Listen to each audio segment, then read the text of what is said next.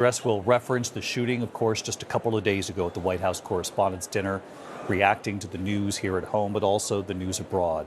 The king will express his solidarity, support for President Trump and the U.S., but his remarks have been carefully crafted by senior diplomats back home in the U.K. He's expected to call the relationship between the U.S. and the U.K. one of the greatest alliances in human history. The king, of course, also hoping to repair the strain right now on the relationship between the two allies, which is being tested by the war in Iran. President Trump repeatedly attacking the British Prime Minister, Keir Starmer, for not helping in the war that was started by the U.S. and Israel. The president then reaching out to allies to help in the effort, the U.K. pushing back. King Charles today expected to deliver a message of reconciliation and renewal. Congressional leaders invited the king to speak and to reaffirm the alliance, calling this a pivotal time in history. The only other British monarch to address Congress, the king's mother, Queen Elizabeth II, that was back in 1991. And as we await the king's arrival here, look at these pictures from earlier today. King Charles and Queen Camilla joined President Trump and the First Lady Melania Trump for a welcoming celebration at the White House. This was earlier today on the south portico of the White House. In the chamber right now, Rachel Scott. And Rachel, and looking at these pictures, it feels an awful lot to me like a State of the Union, though there'll be some royal pageantry as well, and a bipartisan escort through the chamber for the king. David, it does feel quite a little bit like a State of the Union address. In fact, one of my very first impressions being here in the chamber, I've been in the chamber for several State of the Union addresses. This one is quite more full than the last State of the Union address with President Trump. You do have members of Congress on both sides of the aisle. In fact, right now I'm seeing Democrats and Republicans even having conversations here in the chamber. The tone feels a little bit lighter in anticipation of the king's arrival and the king's address here in Washington, D.C. Of course, there is tremendous security outside given the events that happened in Washington on Saturday. And you mentioned that the king is going to be greeted by Republicans and Democrats. That's occurring right now just outside of the House chamber. They're doing a little bit of a photo op. They are shaking hands. They'll be escorting the king straight into this chamber and so he can address Congress and also address the nation. But David, look, you mentioned it. This comes at a very pivotal point in the United States relationship with the UK. Earlier today, when the president was delivering his address at the White House, he repeatedly emphasized the special relationship between the U.S. and the UK. He notably did not mention the British Prime Minister, Keir Starmer, who he has repeatedly butted heads with over the war in Iran.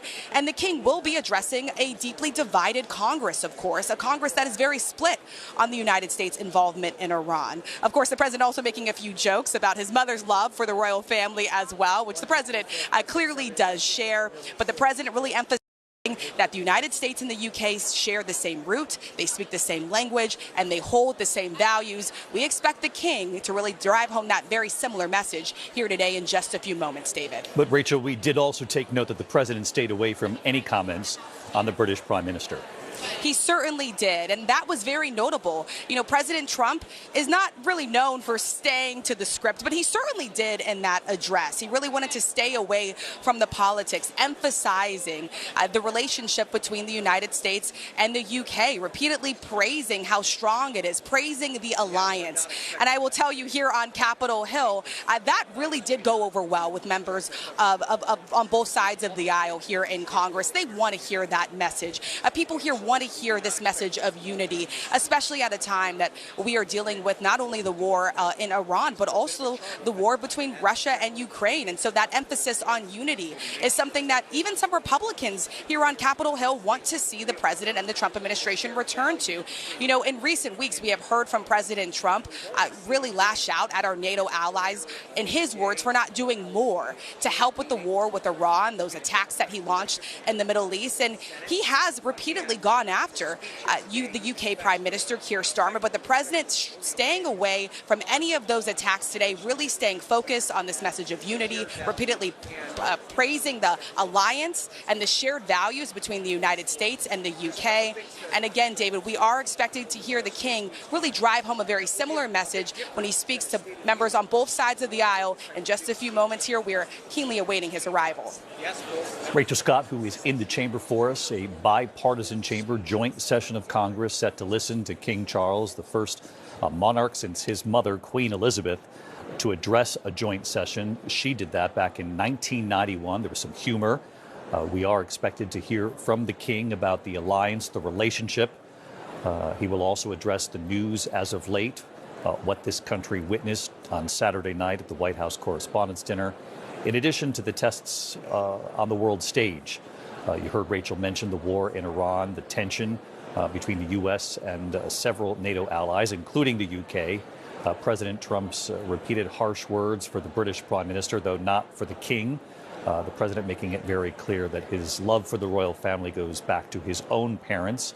Justice Breyer there in the chamber there, as you can see.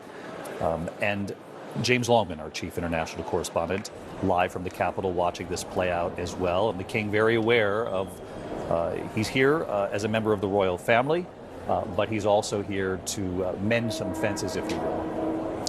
He is, David, but I think it's important to understand that the King has not come here independently. He has not been writing his speech on the plane and just imagining the kinds of things he would like to say to America.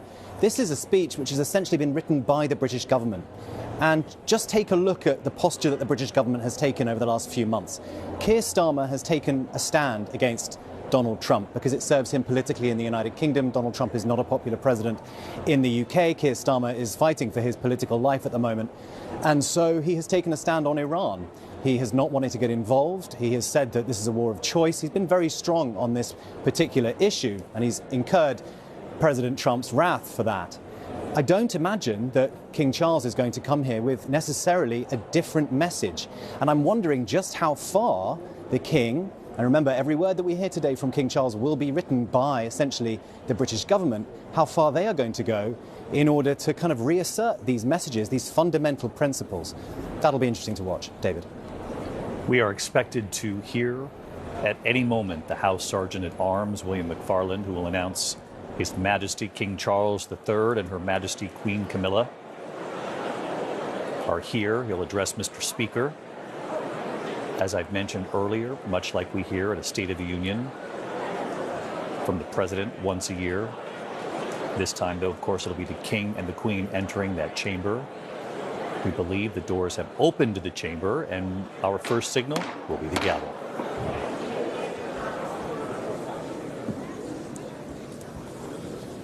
Mr. Speaker, Their Majesties King Charles III and Queen Camilla.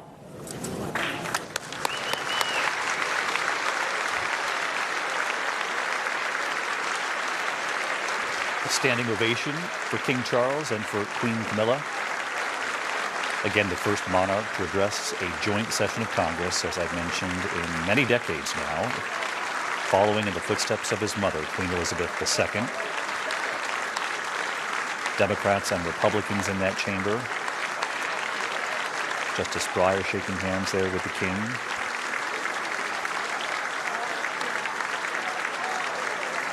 The Joint Chiefs, members of the U.S. military, welcoming the King. Standing behind the King, the Vice President, J.D. Vance, Speaker of the House, Mike Johnson.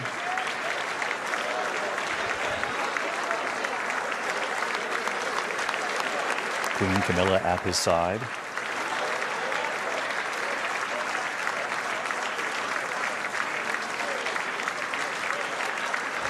And as James Longman points out, this speech has been heavily worked on by members of the British government. He is here on their behalf. He is a dignitary, not a politician, but he will try to do some of the work of keeping this relationship strong amid tension over the war in Iran, the Jeffrey Epstein case. His own brother, of course, pulled into that case. The royal family pressed on whether or not the King would meet with any victims while here. The answer was no. Not expected to address that today. Though he will address the relationship, the strength of it, even amid the tension. And he will also talk about what we witnessed as a nation and what the world saw play out Saturday evening at that press dinner when the President and the First Lady rushed off that stage.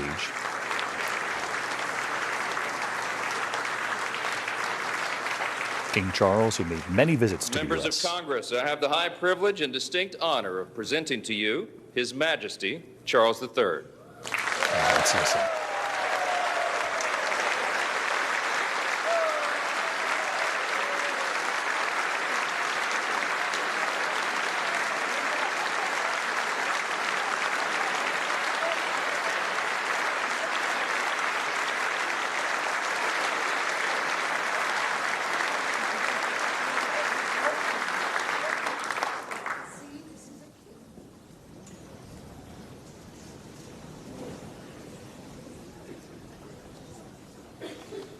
Mr. Vice President, Mr. Speaker, members of Congress, representatives of the American people across all states, territories, cities, and communities.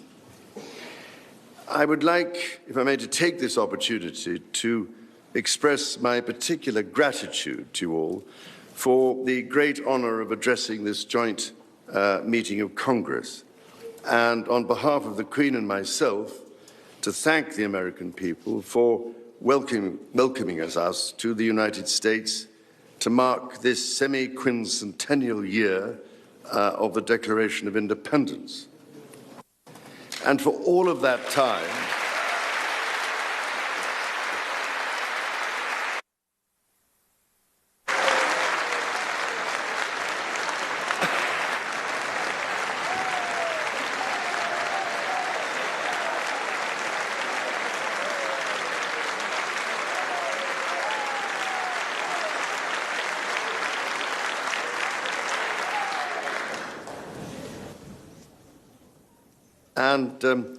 for all of that time, our destinies as nations have been interlinked.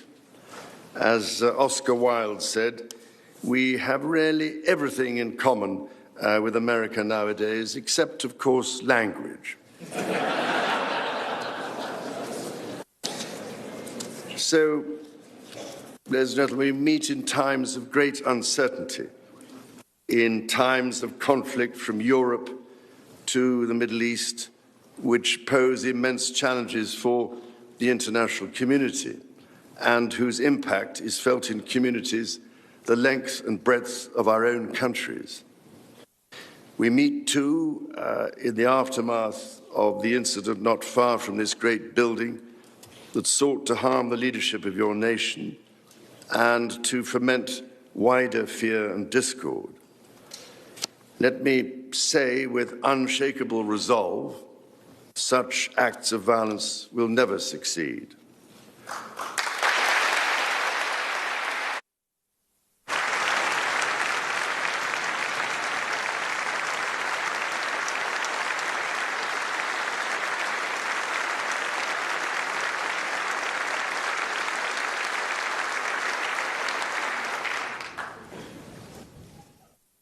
Whatever our differences, whatever disagreements we may have, we stand united in our commitment to uphold democracy, to protect all our people from harm, and to salute the courage of those who daily risk their lives in the service of our countries. Standing here today, it is hard not to feel the weight of history on my shoulder, because the modern relationship between our two nations and our own peoples spans not merely 250 years, but over 4 centuries. It is extraordinary to think that I am the 19th in our line of sovereigns to study with daily attention the affairs of America. So I come here today with the highest respect for the United States Congress, this citadel of democracy created to represent the voice of all American people to advance sacred rights and freedoms. Speaking in this renowned chamber of debate and deliberation, I cannot help but think of my late mother, Queen Elizabeth, who in 1991 was also afforded this signal honour and similarly spoke under the watchful eye of the Statue of Freedom above us. Today, I am here on this great occasion in the life of our nations to express the highest regard and friendship of the British people to the people of the United States.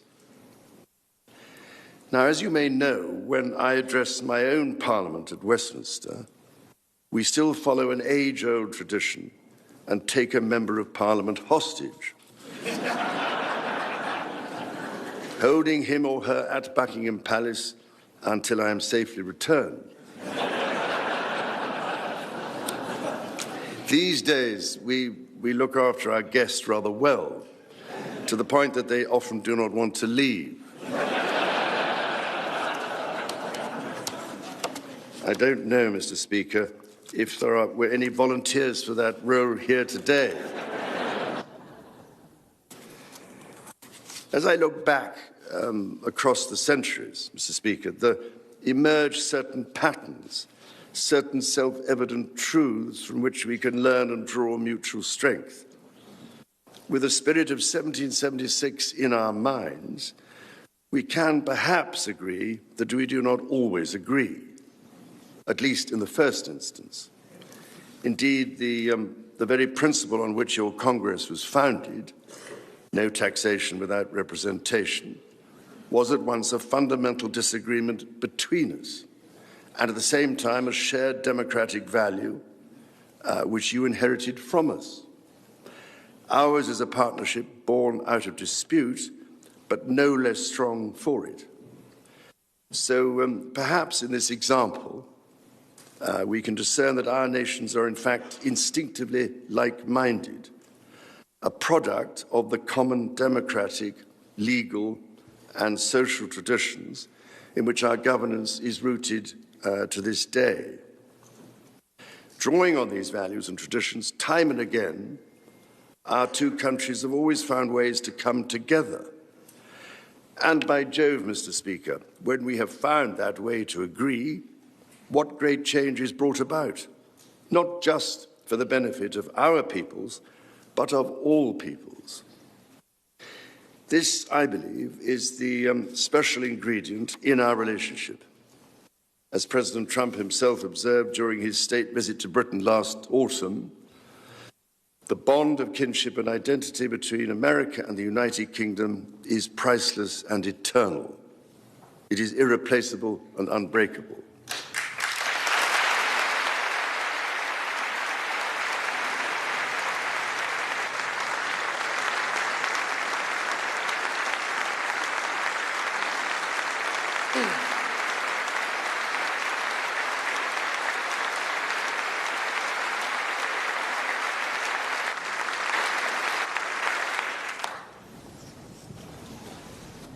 Mr. Speaker, this is by no means my first visit to Washington, D.C., the capital of this great republic. It is, in fact, my 20th visit to the United States and my first as King and head of the Commonwealth. This is a city which symbolizes a period in our shared history, or what Charles Dickens might have called a tale of two Georges.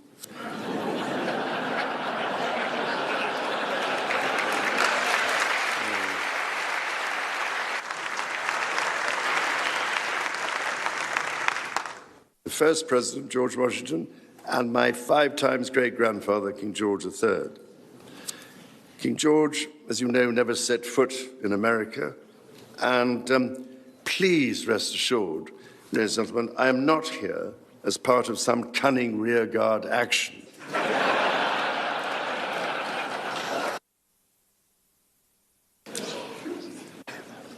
The founding fathers were bold and imaginative rebels with a cause.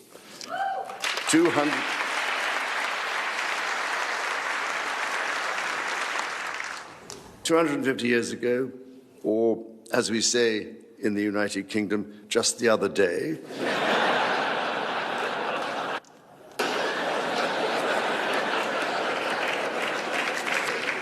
they declared independence. By balancing contending forces and drawing strength in diversity, they united 13 disparate colonies to forge a nation on the revolutionary idea of life, liberty, and the pursuit of happiness. They carried with them and carried forward the great inheritance of the British Enlightenment, as well as the ideals which had an even deeper history in English common law and Magna Carta.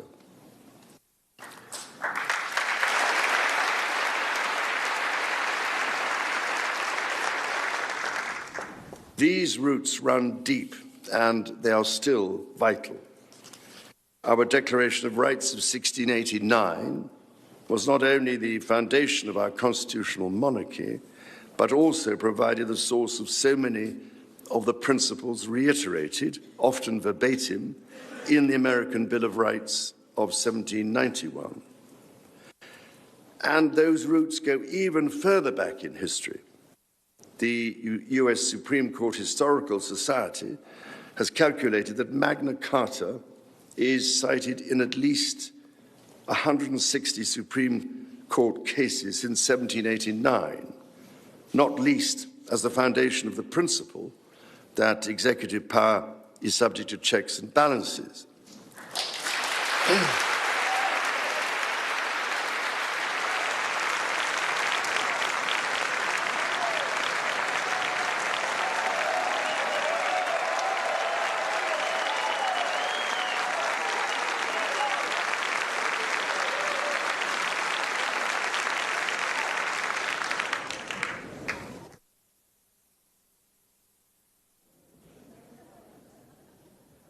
This is the reason why there stands a stone by the River Thames at Runnymede, where Magna Carta was signed in the year 1215. This stone records that an acre of that ancient and historic site was given to the United States of America by the people of the United Kingdom to symbolize our shared resolve in support of liberty and in memory of President John F. Kennedy. Distinguished members of the 119th Congress, it is here in these very halls that this spirit of liberty and the promise of America's founders is present in every session and every vote cast, not by the will of one, but by the deliberation of many, representing the living mosaic of the United States. In both of our countries, it is the very fact of our vibrant, diverse, and free societies that gives us our collective strength, including to support victims of some of the ills that so tragically exist in both our societies today. And, Mr. Speaker, for many here, and for myself, the Christian faith is a firm anchor and daily inspiration that guides us, not only personally,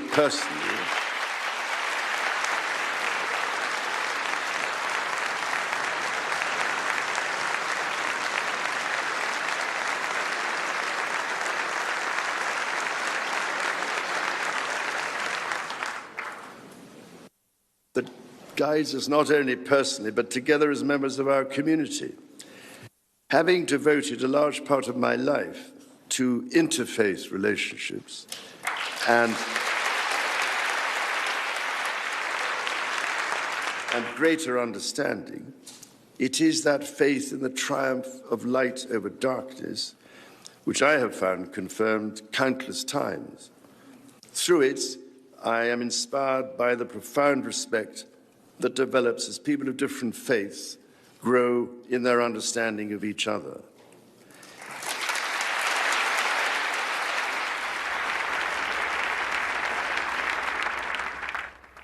It is why, it is my hope, my prayer, that in these turbulent times, working together and with our international partners, we can stem the beating of plowshares into swords. I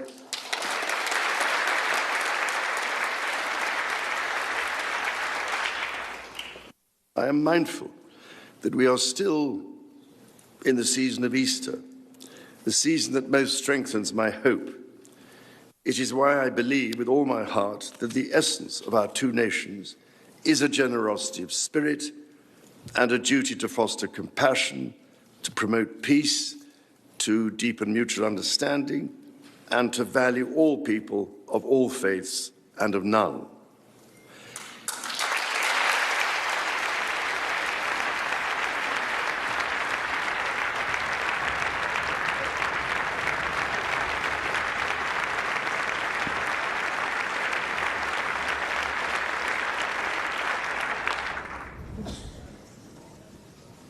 The alliance that our two nations have built over the centuries, and for which we are profoundly grateful to the American people, is truly unique.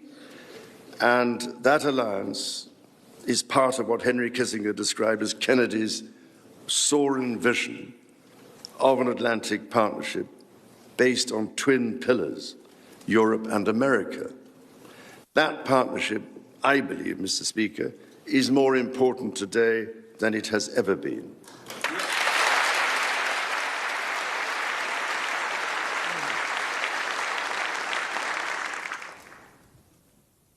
The first reigning British sovereign to set foot in America was my grandfather, King George VI.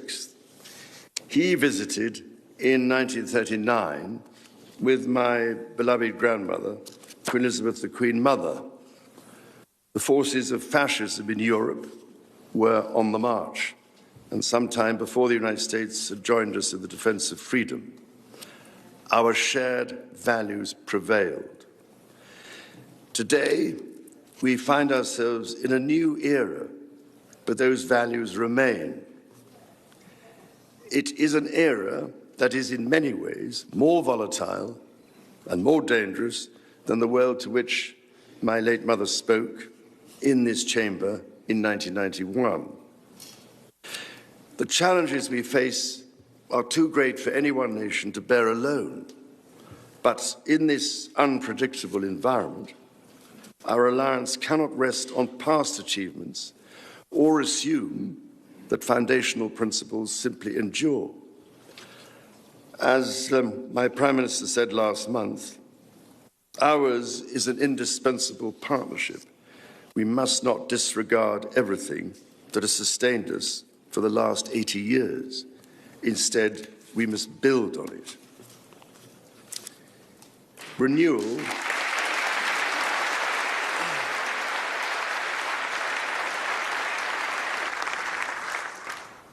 Renewal today starts with security. The United Kingdom recognizes that the threats we face demand a transformation in British defence. That is why our country, in order to be fit for the future, has committed to the biggest sustained increase in defence spending since the Cold War, during part of which, over 50 years ago, I served with immense pride in the Royal Navy, following in the naval footsteps of my father, Prince Philip, Duke of Edinburgh, my grandfather, King George VI, my great-uncle, Lord Mountbatten, and my great-grandfather, King George V. This year, of course, also marks the 25th anniversary of 9/11. This atrocity was a defining moment for America, and your pain and shock were felt around the whole world. During my visit to New York, my wife and I will again pay our respects to the victims, the families, and the bravery shown in the face of terrible loss. We stood with you then, and we stand with you now in solemn remembrance of a day that shall never be forgotten.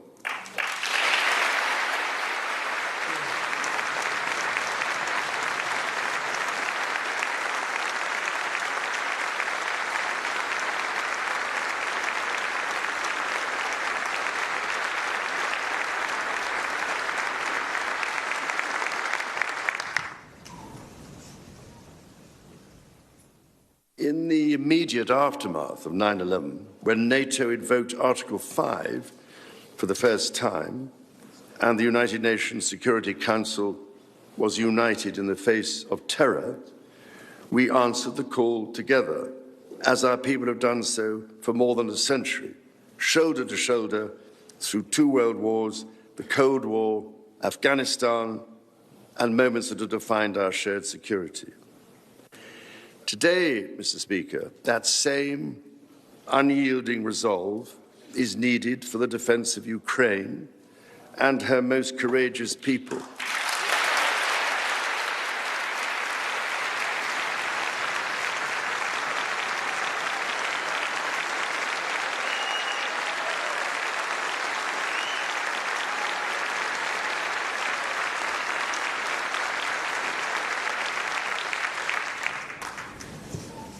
It is needed in order to secure a truly just and lasting peace. From the depths of the Atlantic to the disastrously melting ice caps of the Arctic, the commitment and expertise of the United States Armed Forces and its allies lie at the heart of NATO, pledged to each other's defense, protecting our citizens and interests, keeping North Americans and Europeans safe from our common adversaries. Our defense, intelligence and security ties are hardwired together through relationships measured not in years, but in decades. Today, thousands of US service personnel, defense officials and their families are stationed in the United Kingdom, as British personnel serve with equal pride across 30 American states.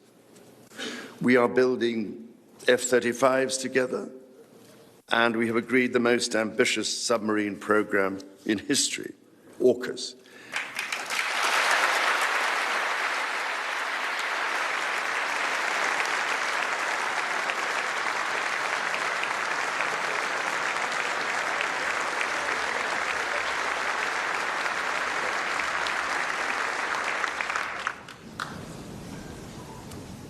And we are doing it in partnership with Australia, a country of which I'm also immensely proud to serve as sovereign. We do not embark on these remarkable endeavours together out of sentiment.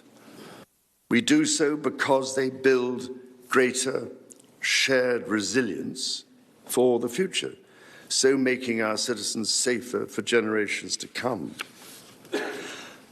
Our common ideals were not only crucial for liberty and equality, they are also the foundation of our shared prosperity. The rule of law, the certainty of stable and accessible rules, an independent judiciary resolving disputes and delivering impartial justice. These features created the conditions for centuries of unmatched economic growth in our 2 countries. This is why our governments are concluding new economic and technology agreements to write the next chapter of our joint prosperity and ensure that British and American ingenuity continues to lead the world. Our nations are combining talent and resources in the technologies of tomorrow. Our new partnerships in nuclear fusion and quantum computing and in AI and drug discovery, holding the promise of saving countless lives. More broadly, we celebrate the $430 billion in annual trade that continues to grow, the $1.7 trillion in mutual investment that fuels that innovation, and the millions of jobs on both sides of the Atlantic, supported across both economies. These are strong foundations on which to continue to build for generations yet unborn.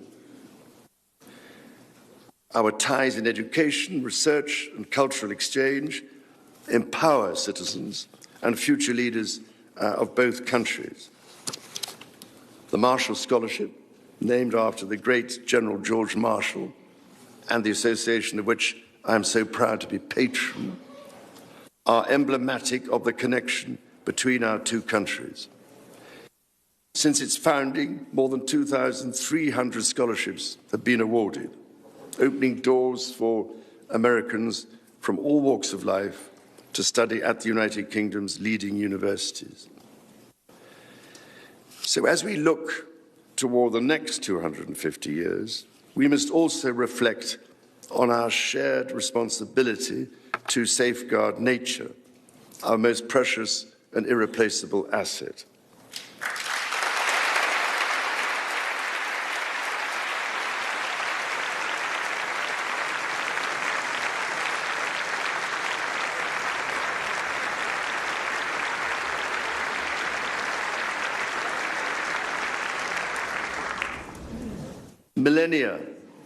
Millennia before our nations existed, before any border drawn, the mountains of Scotland and Appalachia were one, a single continuous range forged in the ancient collision of continents. The natural wonders of the United States of America are indeed a unique asset, and generations of Americans have risen to this calling.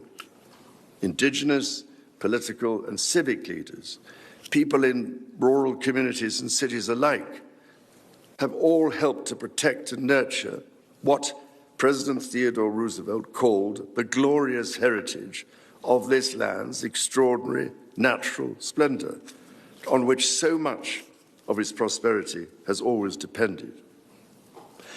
Yet, even as we celebrate the beauty that surrounds us, our generation must decide how to address the collapse of critical natural systems, which threatens far more than the harmony and essential diversity of nature. We ignore at our peril the fact that these natural systems, in other words, nature's own economy, provide the foundation for our prosperity and our national security.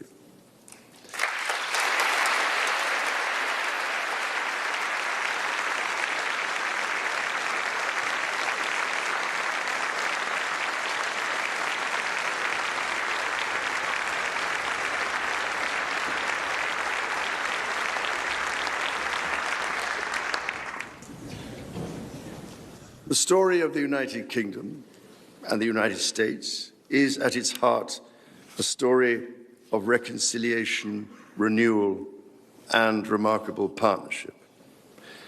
From the bitter divisions of 250 years ago, we forged a friendship that has grown into one of the most consequential alliances in human history. I pray with all my heart that our alliance will continue to defend our shared values with our partners in Europe and the Commonwealth and across the world. And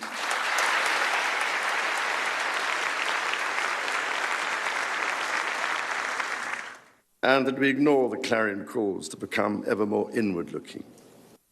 Mr. Speaker, Mr. Vice President, distinguished ladies and gentlemen, America's words carry weight and meaning, as they have since independence. The actions of this great nation matter even more.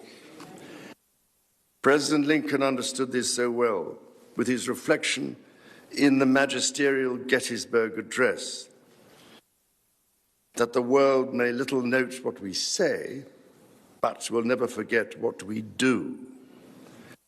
And so to the United States of America, on your 250th birthday, let our two countries rededicate ourselves to each other in the selfless service of our peoples and of all the peoples of the world.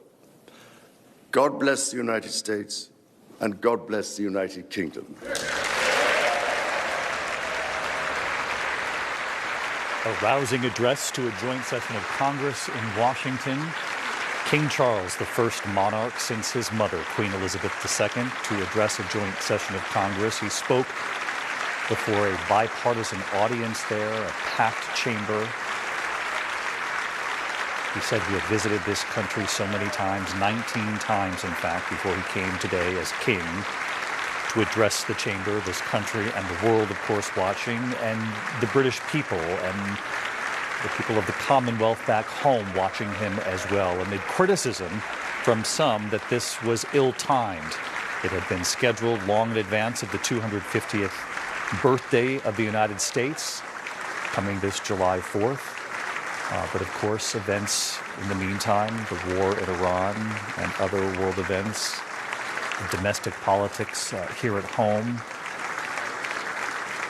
playing out and making this visit perhaps a bit more complicated. Rachel Scott, you're in the chamber. This is, as we know, a polarized country, divided times, but as you have observed, this was quite a moment of solidarity. Yes, David, and look, the king faced no easy task here, addressing a bitterly divided Congress, but there was a sense of unity in this chamber that I quite frankly have not seen in a very long time. I have sat in this seat for several State of the Union addresses, and this was a sense of unity that quite frankly was just rare. We don't see this often. I mean, even look at this image right now. Democrats and Republicans on both sides of the aisle trying to get a chance with the king to thank him for coming here, to thank him for sharing this message here today. I mean, laughter was filling the chamber multiple times, and the king started off with multiple jokes here to members of Congress, and members of both sides of the aisle listening intensively and intently, and then rising to their feet multiple times during this speech, so much so the king himself had to stop and pause a few times at moments I don't think he quite expected to, for either laughter or applause, as this chamber really took in his words. The tone was light, it was hopeful, even as we face so much uncertainty abroad, and the king did not shy away from those moments. He delivered this message of unity and appreciation for the shared alliance, a message that quite frankly members on both sides of the aisle feel like is welcomed here. And of course, that message from the king that I think that really hit home for a number of members when he talked about the weight of America's words, that they carry meaning. The question now as the king exits this chamber, can that message last? Can it sustain? And can this be a repair for what has become a fractured relationship? Rachel Scott in the chamber. The king did not shy away from some heavy issues. At one point in the speech, talking about how leadership of this country and back home, leadership not above the law, should always be subject to questions, referencing the Magna Carta, the foundation of law, and pointing out that the Supreme Court over many decades has pointed back to the early findings and words of Magna Carta, talking about how power should be held to account. He talked about the war in Ukraine and about NATO's influence in the world, and that just as NATO was there for the United States after 9/11, that we must be there to support Ukraine through this conflict with Russia. He talked about climate, the natural wonders of the United States as we approach this 250th birthday, saying they are not just the natural wonders, they are also the foundation that allows us to have an economy and to have prosperity, and that they too must be protected. There were 10 standing ovations for this 28-minute speech. Robert Jobson, ABC News Royal contributor. Robert, you and I have been on the air so many times over the years at these pivotal moments for the royal family. You spoke of the criticism from some back home that he was coming at this moment, that perhaps it was ill-timed. But I wonder if you took note as well that he did not shy away from some of the most challenging issues of the moment. He certainly didn't, David. I think what really came across in that speech was the sense of keep calm and carry on, the old expression that used to be around in the war, times of the Second World War, that this is an enduring relationship, a relationship that matters not only between the two countries, but to the whole world, because this is between us, obviously with America taking the lead, we champion the things that really matter in the world, which is freedom. And I think that really that speech, and the fact that it was able to, in a way, to almost unify the House, but also, I think, silence a few of the critics back home in Great Britain who had said, why is he coming? He shouldn't be coming. Actually, it proved exactly why he should be coming, because he, with a deft touch and with a very powerful speech, he would have been, although it would have been prepared by the government, he would have been overseeing the whole of that speech. He knew the tone. He'd been in the shadow of the Queen for so long, and he would have actually turned around and said, this speech matters, and he really delivered it, and I think he silenced any critics back home who said he shouldn't be here. Robert Jobson with us here today. Robert, thank you. The king saying that executive power is subject to checks and balances. He said he believes that these two nations, that the relationship is born a generosity of spirit and a duty to foster compassion, a deep mutual understanding to value all people of all faiths and those of none, to applause inside the chamber. He talked about a new era, but that those values remain. He talked about this time being more dangerous than the world to which his late mother spoke in the very chamber that he spoke today back in 1991, but that these nations together can meet that test. James Longman watching from the Capitol as well. Again, taking note there of the room, the bipartisan support for the king, the standing ovations, even with him addressing some of the most challenging issues of these times. Yeah, David, I think it goes to show it's not what you say, it's often how you say it. And the message that Charles gave, it's been received there in the sort of sense of unity. But, I mean, he did not shy away from some pretty pointed messages. I mean, talking about the importance of NATO, the fact that it was the United States that triggered Article 5 after 9/11. I recall Donald Trump denigrating Allied veterans, joking about how they didn't perhaps fight as hard. That was a British veiled reference to that. On Ukraine, we know that this is a divisive issue in the United States. Support for Ukraine is falling away. He was clear, Ukraine needs to be supported. He quoted the Prime Minister, Keir Starmer, the man that Donald Trump has spent months denigrating. He actually just used the same words. The British government put the Prime Minister's words in the King's mouth to repeat, to say that this is an indispensable partnership. We must not disregard everything that has sustained us for the last 80 years. The King showed today what monarchy can do. David. James, thank you. The King saying to Mr. Speaker, Mr. Vice President, and to the bipartisan group of lawmakers in that chamber that America's words carry weight and meaning as they have since independence, but that the actions of this great nation matter even more. He referenced President Lincoln back in the day and the Gettysburg Address, saying that people might not remember what this nation says, but it will certainly remember what it is we do. The King before a joint session of Congress there late today, an historic moment for sure. And before we go, I'll see you for World News Tonight, but there's also breaking news from Washington involving something else, a federal grand jury indicting former FBI Director James Comey, of course, one of President Trump's biggest political adversaries. This is the second time now, so let's get right to our Chief Justice correspondent, Pierre Thomas, on his way to a news conference at the Justice Department. But Pierre, what do we know so far?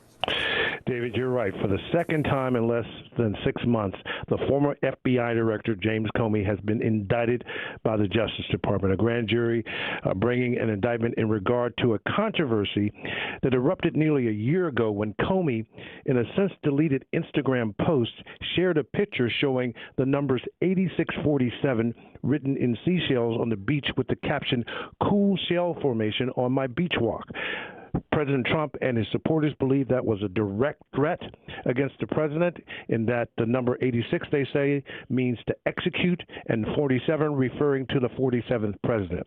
Now, we will have to see what these new charges are. We expect a press conference shortly in the next 15 minutes or so. But again, former FBI Director James Comey indicted for a second time by the Justice Department. All right, a lot of news playing out on this Tuesday. Pierre Thomas, you'll head to that Justice Department briefing and you'll let us know what plays out in the full report coming up on World News Tonight. Our coverage continues on ABC News Live, abcnews.com, and I'll be here with the entire team for World News Tonight. I'm David Muir here in New York. Thank you for being here. I'll see you soon. Have a good day. This has been a special report from ABC News.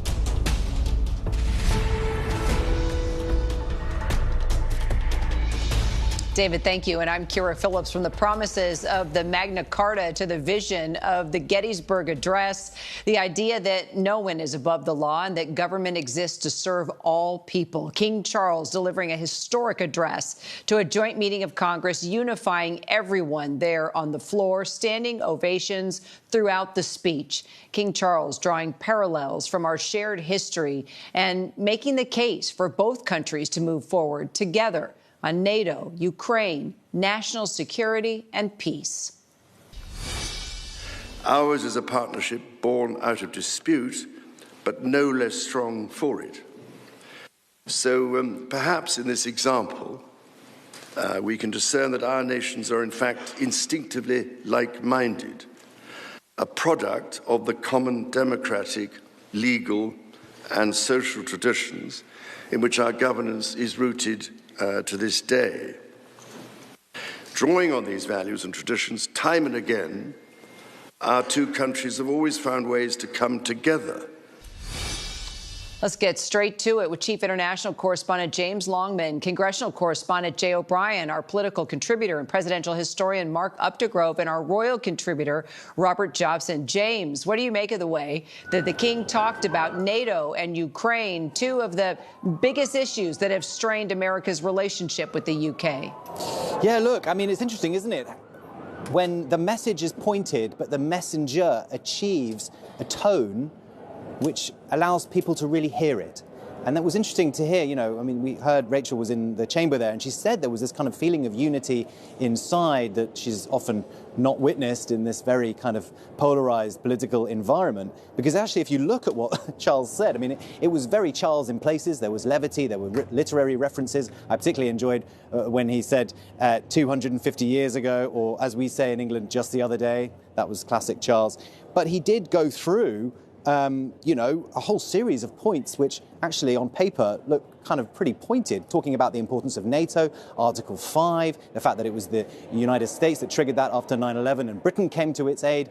I remember Donald Trump's comments not long ago denigrating US allies, saying they didn't fight very hard. That was a veiled point, a comment towards that. Ukraine, we know Ukraine has become a very divisive issue in this country. Many of those lawmakers sitting in that chamber do not think the United States should continue supporting Ukraine. He was very, very clear about what he felt about that.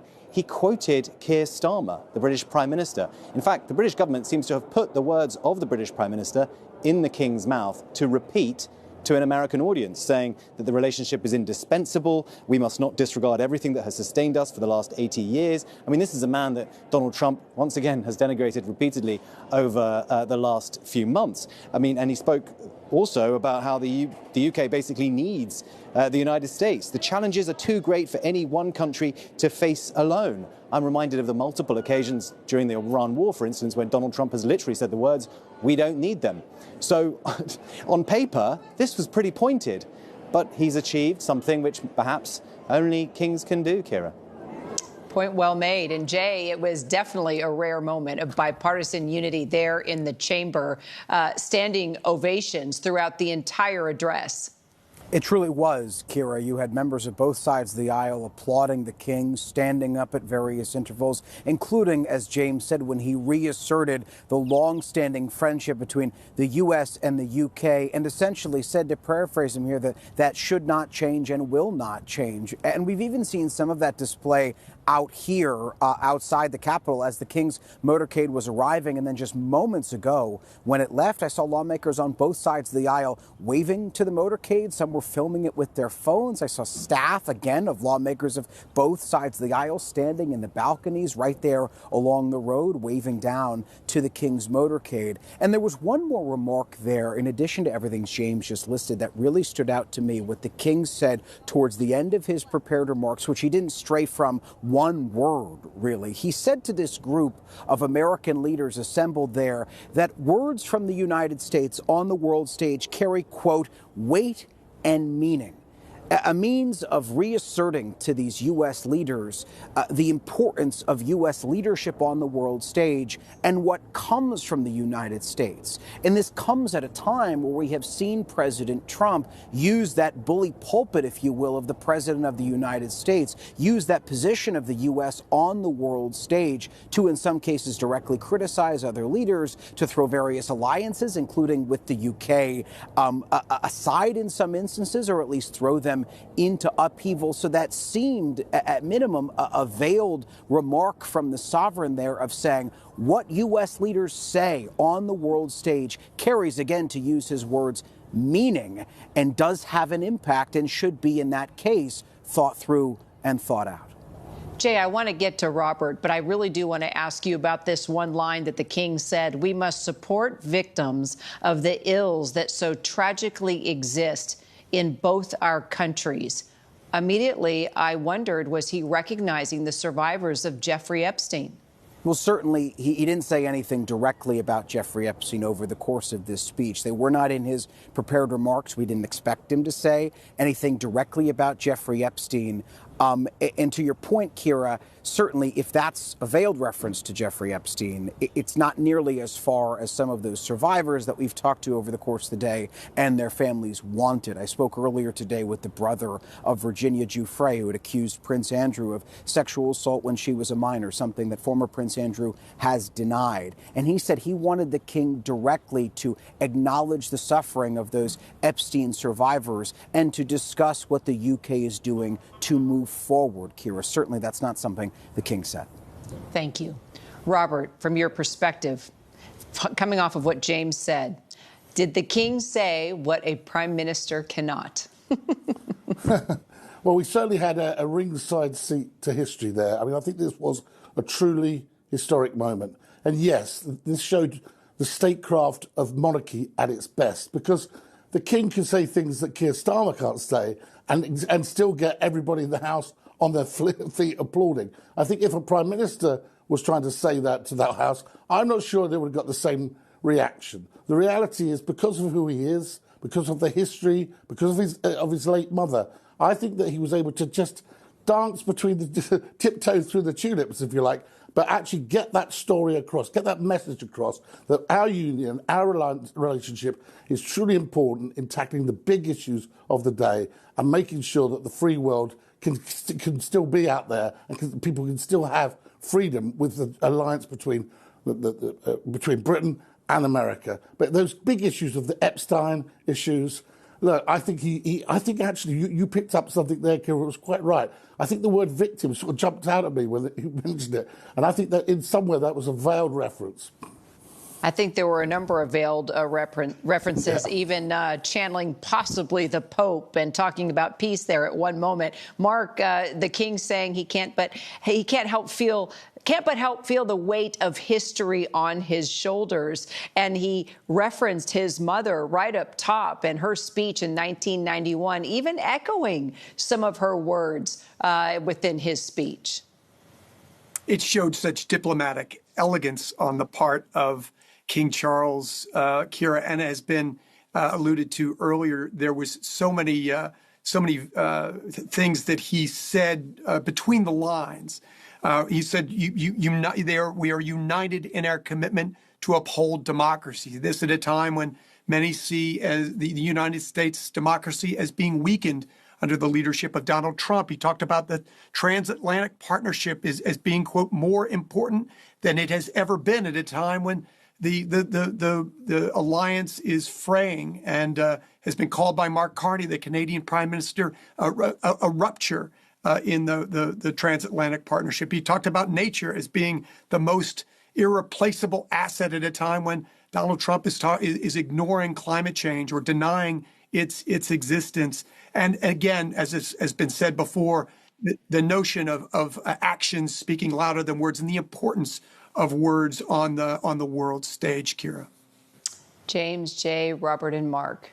Gentlemen, thank you so much. The news never stops, and neither do we. You can find us anywhere you stream live news. And if you're on the go, we are on the ABC News app and abcnews.com. I'm Kira Phillips. So glad you're with us. We do have a lot more news straight ahead, live from the White House. We'll be right back. All across America. Good morning. Hello. Wherever we are. Welcome home. It's good to be home. It feels like home. Hi. When's the last time we dropped our things and went? Woke up somewhere that we've both never been. Growing up doesn't mean getting. Good morning. How are you? At the start of the day, letting us into your home. Putting the good in your morning. Man, it's good to be home.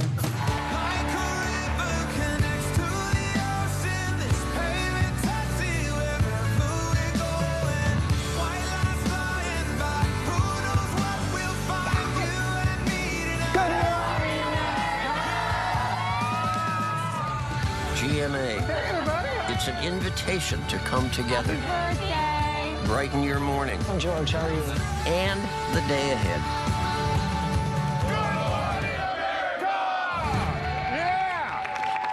You want to know what I've been doing for the last 4 years? I was in a cult, man. Who am I? Nature boy. Nature boy. Nature boy. You know this is not how life's supposed to be. Where Nature Boy is, that's where I'll find my truth. I am your messiah. Bow to me. What in the world is going on here? Something was screaming at me no, but I ignored it. There was brainwashing, mind manipulation. He was king, he was God. SWAT team. Damn, don't shoot God. He had to be destroyed. Nothing dies in nature. Is this hard to talk about? Yeah, See how the ground's about to take off? It's gonna be crazy. I did a kind of a bad thing. So you hijacked the plane? Yeah. He hasn't flown an airplane before. How did he get that plane in the air, and how did no one know? Hey, you think this thing can do a barrel roll? Trying to figure out how to use the autopilot first. Boring. He's going upside down. Holy! Can we cut the cameras? This is probably like jail time for life, huh? You're watching America's #1 streaming news. Live reporting, breaking new exclusives. Keep streaming with ABC News Live. Reporting from Capitol Hill and the partial government shutdown and the chaos at airports, I'm Jay O'Brien. Wherever the story is, we'll take you there. You're streaming ABC News Live.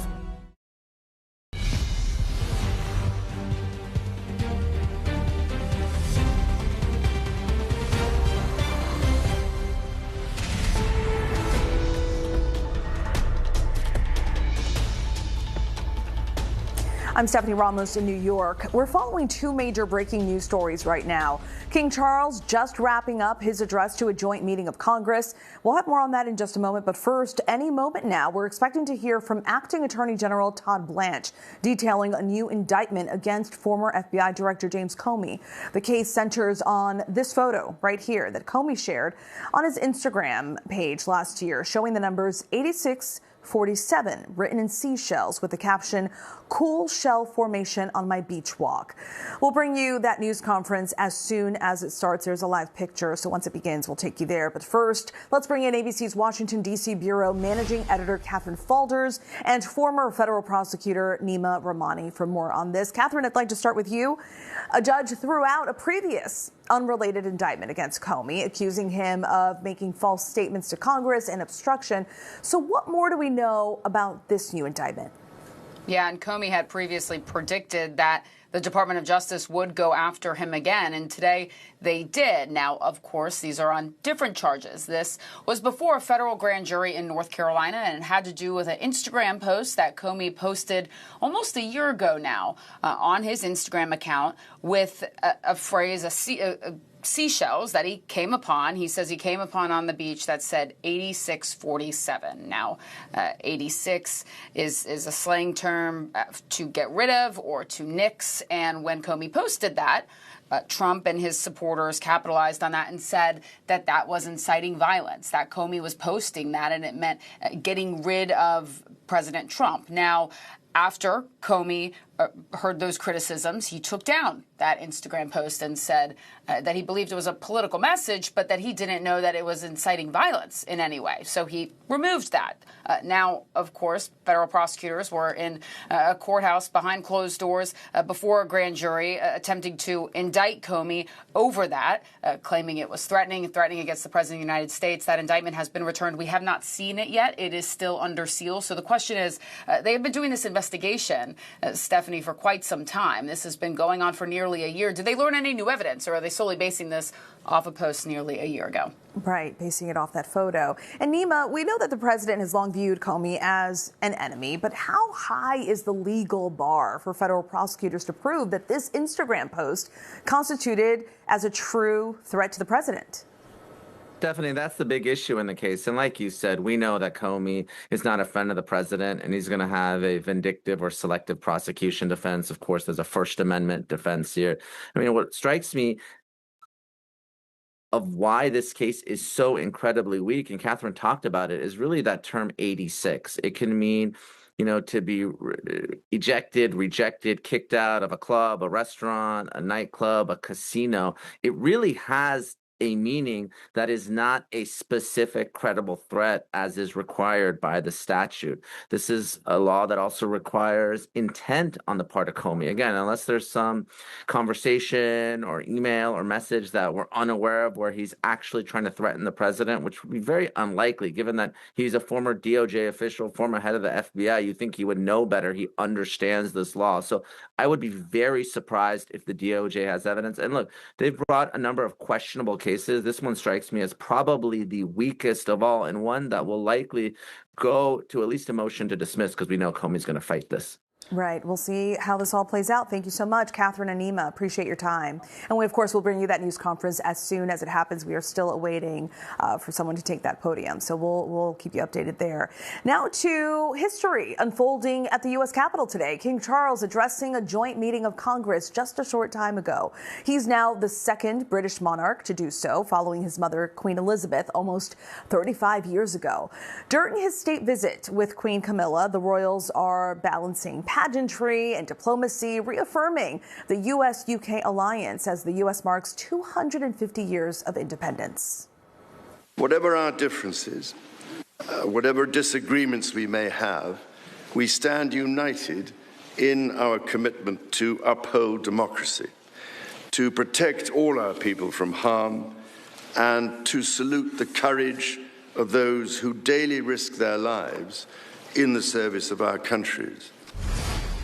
ABC's Christian Cordero is live on Capitol Hill with the latest. Christian, we were speaking yesterday when the King and Queen were greeting President Trump and the First Lady there. This is day 2 of the trip there on Capitol Hill. So take us through what we heard from the King and the President today.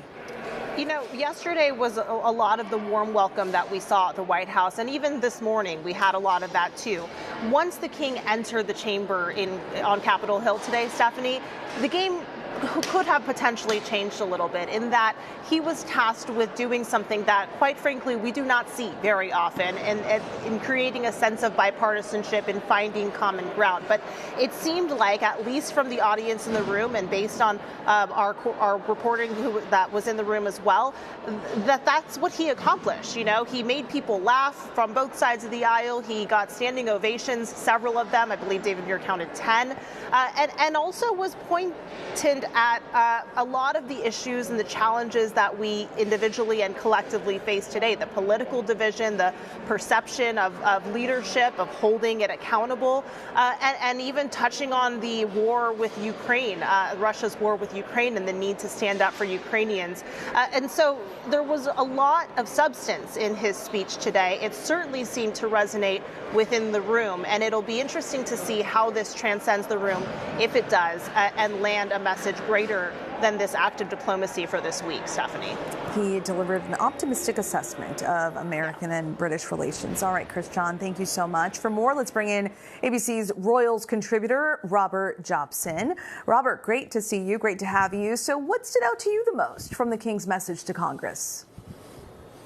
I think really the warmth. I think the fact that he was able to address key and quite tricky issues that had been a point of conflict between Starmer and Trump, President Trump, and I think that he was able to get people on side to say that we are allies. We have I think the special relationship is a bit worn to a degree. They don't even use it at the embassy anymore. But we have a very enduring, close relationship that works towards making the world a better place. And I do believe that Charles really did address that, and I think that he showed that we're together, we're far stronger with our close alliances, our common language, than we would be if we were apart. And so, he was doing his role of soft power diplomacy, but the point of it really is that he was just reminding people that over the last 250 years, that actually we have a very enduring relationship and one that really matters to making the world a better place. There was also talk of tolerance in terms of different religions. There was also sort of, I think in a way that he was able to rise above some of the slightly pettiness of politics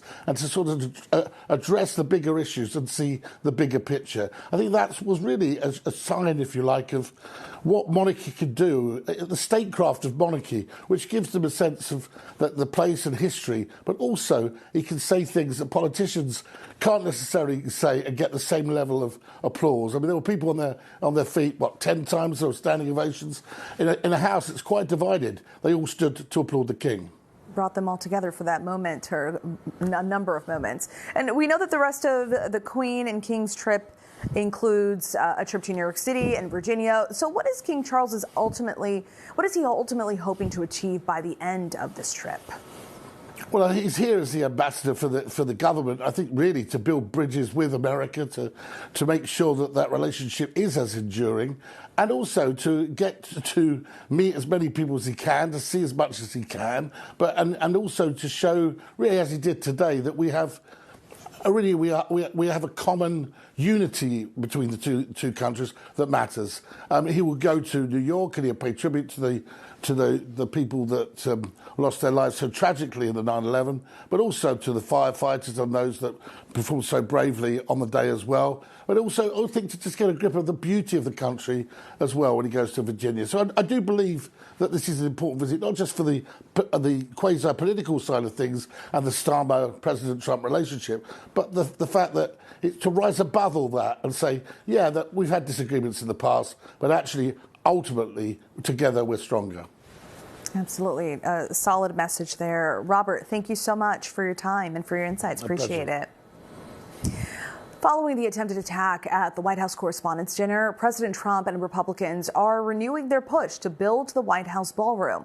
Senate Republicans have now introduced a bill that would provide $400 million for the project. Meanwhile, preservationists are moving ahead with their lawsuit to try to stop it. Here's ABC's investigative reporter Olivia Rubin. After the shocking attack at the White House Correspondents' Dinner, the Trump administration demanding they be allowed to continue building the president's $400 million ballroom. The line of secession in this country should be able to gather freely in safety without the fear of threats or political violence, and the White House ballroom will provide that, and so it's critical that we get this project done as quickly as possible. President Trump tore down the historic White House East Wing to make way for the sprawling facility that will accommodate 999 people with a military hub below it. It's actually a larger room and it's much more secure. It's drone-proof, it's bulletproof glass. But the project facing legal hurdles, a lawsuit claiming the White House violated the law by moving forward without congressional approval. Now, the Justice Department asking a judge to dismiss an injunction in the case. In a filing that reads like a social media post directly from President Trump, DOJ saying the plaintiffs, quote, suffer from Trump derangement syndrome. And on Capitol Hill, Republicans are now proposing two bills to move the ballroom along. One would provide $400 million in taxpayer funding. The other would allow for the construction to move